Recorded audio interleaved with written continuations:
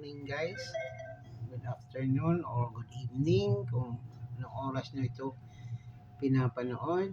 So, this is the first module, Introduction to Forex Trading and Gold Trading. Okay, what is Forex first? It is a Forex, foreign currency, kumbaga foreign exchanges of currencies like USD, GPY. GPY means Japan Yen, US dollar, and then USD, Philippine Peso, PHP, mga palitan ng mga currencies, mga pera ng iba't ibang mga countries. Okay. What is market? Doon sila nagpapalitan. What is market? The market is where buyers and sellers exchange currencies para siyang global palengke na hindi natutulog. Yes, tama guys.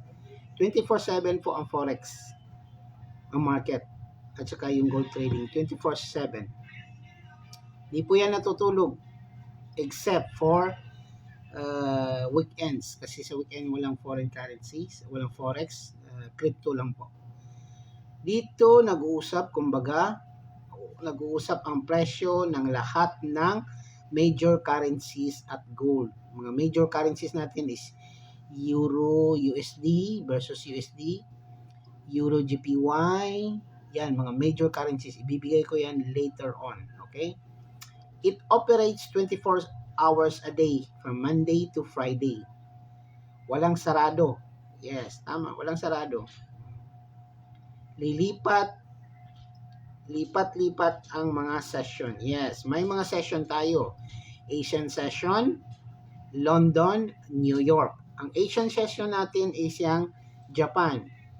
7:30 ng umaga or 7 nagsisimula na Philippine time. And then London, nag-open ng London, Philippine time is 3 p.m. in the afternoon. And New York session, yan ang 8:30 p.m. ng gabi. Kaya swerte tayo sa Pilipinas. Bakit? Lahat ng session saklaw natin pero umaga pa siya. May gabi naman New York session pero maaga pa rin. Yung sa iba, doon sa ibang country, hindi sila makatulog kasi bakit? Lalo na sa London at saka sa New York. Doon sa kanila, yung ibang time zone is 3 a.m., 2 a.m. ng madaling araw. So, puyat sila. Dito sa atin, swerte tayo kasi lahat ng time zone, gising pa tayo niyan. Asian session, 7:30 a.m. London, 3 p.m. ng hapon. New York, 8:30 p.m. Hanggang 4:30 a.m. ng umaga yung New York. Okay? Kaya may mga oras na malakas ang galaw, may mga oras na mahina. It's the biggest financial market in the world, guys. More than 6 trillion ang umiikot every day na pera sa Forex. Mantakin nyo, isipin nyo, 6, actually, 0.7 yan eh. 6.7 trillion dollars ang umiikot na pera every day from Monday to Friday. Isipin nyo, kukurot lang tayo doon sa 6.7 trillion na yun. Let's say 6 trillion. 6 trillion dollar. Kukurot lang tayo doon ng let's say kahit 1/4 ng 6 trillion dollars. Mayaman kayo guys. Yayaman ka. Kaya nga, daming yung mayaman sa Forex trading. Okay? Pero, hindi para sa lahat ang Forex trading. Bakit? Hindi lahat na marunong mag-analyze ng market. Yung magagaling ng mga pro natin, international pro trader. Kung ako, tatanungin nyo, sir, pro ka ba? No, I'm still not a pro. But I know a thing or two. Okay? May alam din tayo. Pero, sa pro, masasabi kong I can humbly say, malayo pa sa katotohanan. Hindi pa tayo pro, okay? So, it is the largest, biggest financial market in the world. Wala nang iba. Yang mga networking dyan, wala yan. Pansit yan. Isipin mo, 6 trillion dollars ang umikot na pera araw-araw. Diba? Kaya, mabilis ang galaw, lalo na sa XAU USD. Ano yung XAU USD, sir? Yan, no? XAU USD, yan. XAU USD, yan ang gold. Bakit XAU, di ba? Di ba sa elements, sa table of elements, AU yung gold. Nilagyan lang nila ng X kasi metal yung X eh. Kasi under sa metal commodities yung gold. Yung silver naman, XAG. Kasi ang table elements ng sign ng symbol ng silver na dun sa table of elements natin is AG. Tama? Kaya nilagyan lang ng XAG. Sa XAU, X sa gold, XAU USD means versus USD, US dollar. Okay? Kasi yan ang forex eh. Euro USD, Euro GPY, USD GPY. And later on, as we advance, explain ko bakit nauna yung Euro, nauna yung USD, ano ibig sabihin ng naunang currency, example, Euro USD, anong ibig sabihin nun, anong tawag doon, sa Euro, yung nauna na currency, at saka yung USD, tulad sa gold, XAU, USD, bakit nauna ang gold, hindi yung USD, I will explain that later on, okay, as we move on. So, prices move because of supply and demand. Maraming bumibili, okay? Siyempre, sa Econ natin, Econ 101, kung sinong nakadaan mag-aral sa Econ 101, ano ang pinaka-basic? Supply and demand. Pag may supply, gagalaw yung market. Pag may demand, of course, gagalaw. Siyempre, di ba? Kung may supply, it means may demand. Kung walang demand, walang supply, walang galawan ng market. May nangyari din ganun sa market. Yun ang tinatawag na consolidation or sideways. Okay? As we move on, dun sa chart na mismo, sa mga candle na mismo, you will understand what is consolidation, okay? Or sideways market. Walang masyadong galaw, okay? So, prices move because of supply and demand. Maraming bumibili.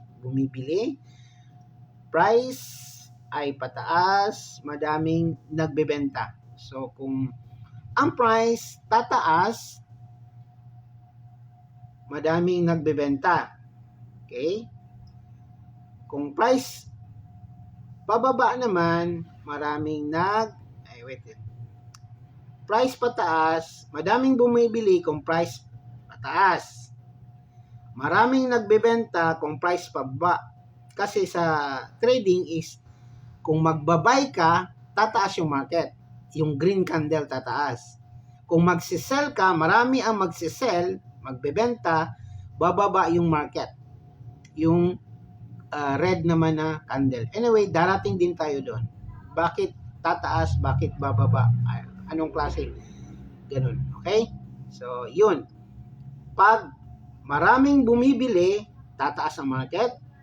Pag maraming nagbebenta, bababa ang market. Okay? Yan ang buy and sell. Okay. Retail traders like us, tayo, doon tayo naglalaro through our brokers. Ginagamit natin ang mga platform na MT5 at MT4. Darating din tayo doon. Hindi tayo directly na connected sa banks, sa mga bangko. Hindi. Kasi kung wala ka milyon, hindi ka pwedeng direct na mag-trade sa bangko, di ba? Broker ang tulay natin para papunta sa real market. Kaya nga may mga brokers tayong tinatawag. There are lots of brokers. Kung narinig nyo na, nakita nyo na sa mga feeds nyo o sa ibang mga sites, XM. Yan, sikat na sikat yan. XM, ATFX, PU Prime, marami pang iba. VT Markets, ano pa ba? Vantage, JDR Securities, there are a lot. Pero XM, napaka sikat ng promotional nila kasi may mga artista silang ginagamit eh. Si Pacquiao, nagamit na rin nila. Nag-advertise na rin si Pacquiao sa kanila, nag-ads na rin. There are lots of celebrities sa XM. Kasi yan ang sikat eh, XM. But I don't use XM kasi as you go on, pag nagamay nyo na ang trading, alam nyo na kung anong criteria nyo sa isang broker. I-discuss ko yan later on kung anong mga dapat gawin or dapat hanapin sa isang broker para mas maganda yung takbo ng pagtitrade nyo. Okay? I-discuss ko din yan anong mga requirements dapat. So, ang portal trade, ang retail traders tulad natin ay nagtre-trade tayo sa brokers. Dumadaan tayo sa brokers, hindi tayo nagda-direct sa bangko. Ang tulay natin ay brokers papunta sa real market. Okay. Yan ang number 1 na module, Introduction to Forex and Gold Trading. Punta tayo sa 2. Ito yung saklaw, number 1 at number 2. Dalawang subtopic ang module 1. And then later on, module 2 na naman tayo. Per topic kasi yan. Per module and then may mga subtopics. Okay? So why gold? Bakit? So sa lahat ng currency, marami naman dyan, di ba? May major currency, may minor currency, may mga exotic currencies, may mga stocks, oil, something like that. Oil, commodities din yan. Stocks, Apple, Amazon, Google, Meta, everything. Mga giant companies. Matitrade din natin yan. But, why gold? Why gold is popular? Bakit gold? Kasi ako, nagpo-focus ako sa gold eh. Dito tayo sa gold. Okay, bakit daw gold? Okay. Anong sabi? Gold is the safe haven asset. Pag may crisis, takot, news, people, run to gold. Malakas ang volatility. Volatility means malakas ang galaw ng gold. Hindi tulad ng ibang mga currency, maliit lang ang galaw in terms of pips. Okay, so pips, bagong word na naman yan, pips. Okay, kaya nga doon sa JC natin, fresh pips. So, pips. So, mga fresh pa tayo, kumbaga mga newbies, mga fresh pips. So, I will discuss what is pips, what is spread, everything. Okay, as we go on sa, andun yan sa advance. Okay, high volatility, more opportunities, malaki ang galaw, mas mabilis ang profit. Pero, mas mabilis din ang loss. Kaya, kailangan may plan. May plano. Kaya nga, you need to learn para pag alam nyo na, mabilis ang profit. Kasi kung wala kang alam, mabilis din maubos. I've been there.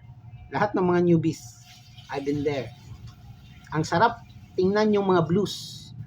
Siyempre, nahahype ka eh. Jump up ka automatic sa market without analyzing the market, pop, boom. Ayun. I am there. 10K, 3 days lang. Ubus. So, we need education, we need knowledge to trade the market. But, may mga individual, may mga taong wala ng time. Tulad ng mga medyo may katandaan na, may mga age na, so they can still participate in the trading. Gagawin lang nila is magka-copy trading lang sila, okay? So copy trading, ililink yung account doon sa master trader. Every time na nag-trade yung master trader, automatic yung account nila nag-trade din. So without them trading, ang account nila nag-trade din. So may income pa rin sila, may profit pa rin sila. Kumbaga, in short, they can participate the market even na hindi sila nagtitrade. Kasi nakalink lang yung account nila dun sa account ng master trader. Okay, lahat ng move ng account ng master trader, yun din ang move ng account nila. Pero sila pa rin ang may hawak ng password nila at saka username nila. Walang pakialam, walang access ang master trader doon. Log in, log out sila doon. Hindi ang master trader ang mag-log in doon. No. Kayo pa rin ang may hawak ng account. Kasi sa amin mga trader, we don't, that's the rules. We don't accept any money para i-trade on behalf of the people, of the person. No. Kung ayaw nila matuto, mag-copy trade sila. Yun lang. For safety and legitimacy. Hindi kami tumatanggap ng pera. Not unlike Yung ibang investment, something like that, tumatanggal. No, sa trading, walang ganun. Kayo ang may control, kayo ang may hawak ng pera nyo. Anytime, pwede kayong mag-withdraw.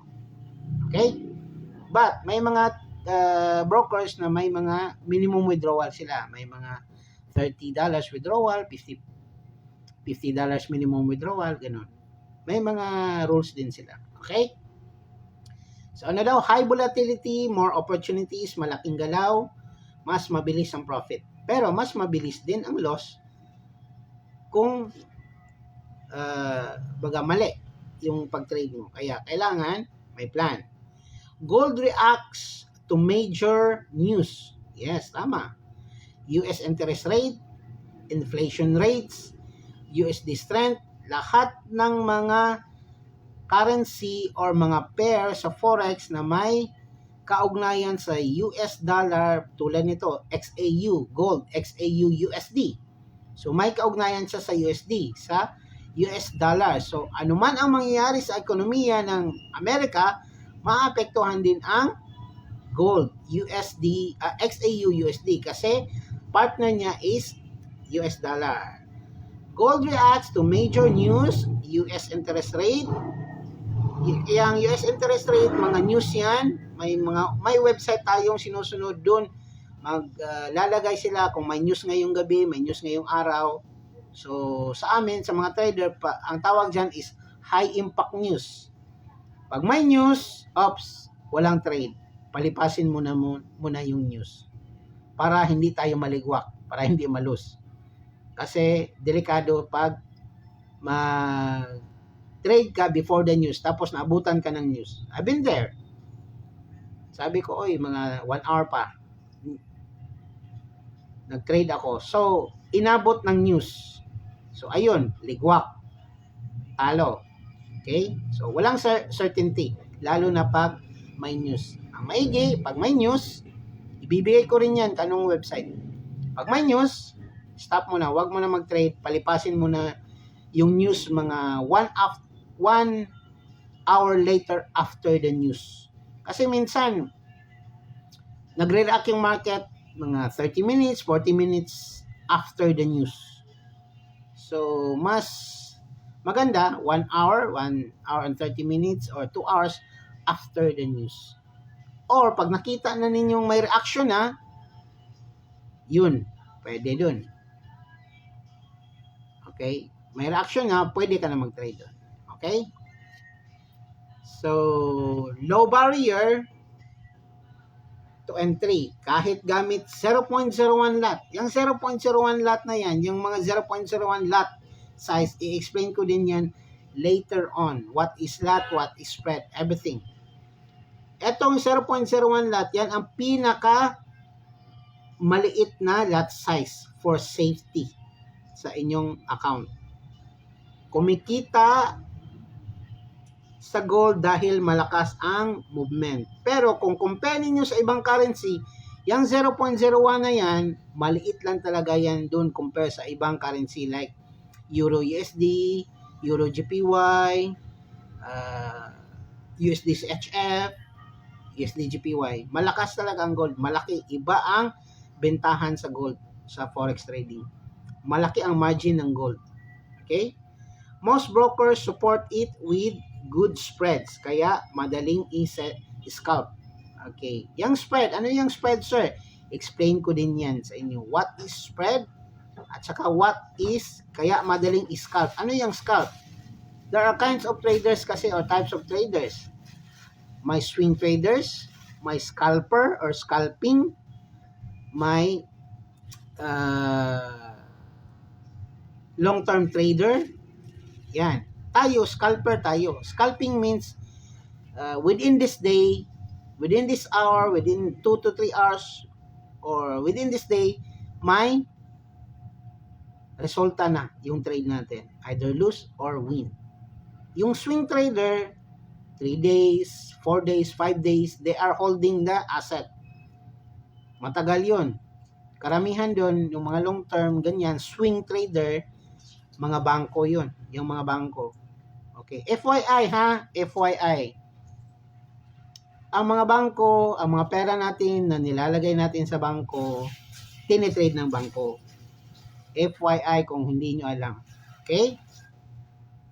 Tinitrade ng bangko, tapos isang taon binibigyan tayo ng 0 point something na interest per annum, per year.